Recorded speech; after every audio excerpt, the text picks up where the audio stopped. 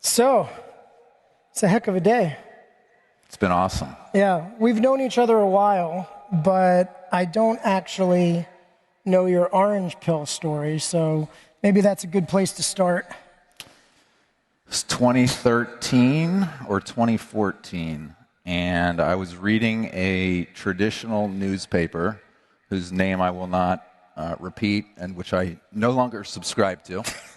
And there was an article about this funny little technology that went from zero to a couple $100 based on nothing.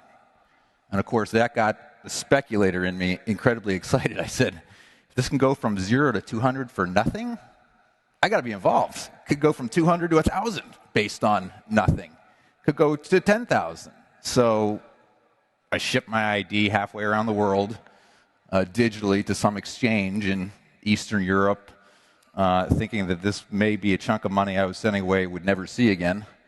But then I actually started following it. I read the white paper. I did the work.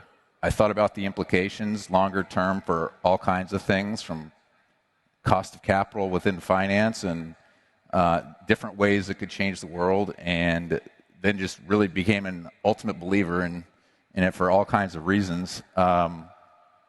And here we are. So we've just been buying steadily and accumulating over time, and it's been awesome. I'd like to hear your orange pill story. That's actually. OG, man. I didn't realize that. I was around the same time frame.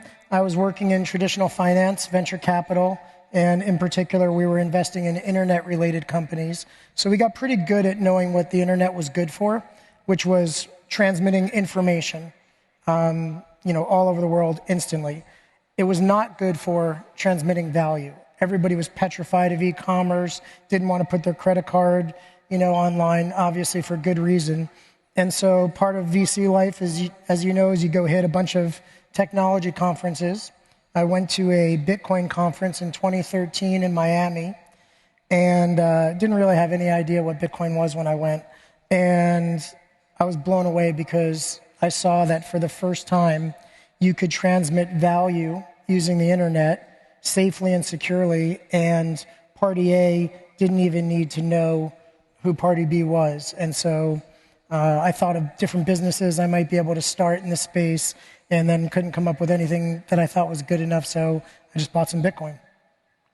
Tell me about the sailor orange pilling story. That'll be really interesting. Yeah, so Michael has been one of my closest friends for decades, and I got into it earlier, right? And I would bring it up frequently, and then started to have a business in the space. And Sailor would caution me and tell me, you got a great reputation in traditional finance. You should really think about this. And wasn't very receptive to it, obviously, because he's running a company with a couple thousand people. And I would keep bringing it up, and he would keep moving along the conversation, year after year.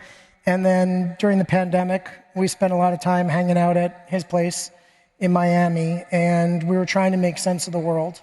Businesses are shut down, stock market's going up, and Michael remembers me saying something along the lines of, anytime there's a paradigm shift, there's opportunity. We just need to find the opportunity. And then I didn't connect the two, but I went on to start talking about Bitcoin again, as I often do.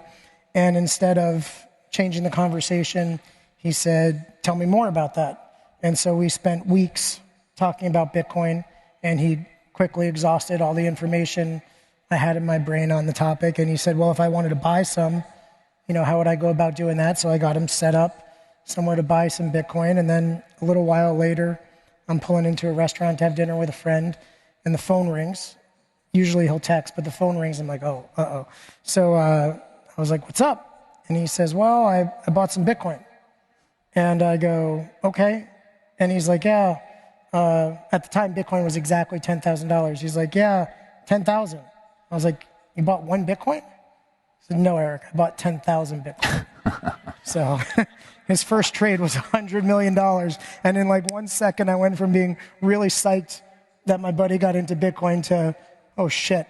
I don't want this impacting our friendship. Nobody gets a straight ride up and to the right. There's some volatility ahead. So.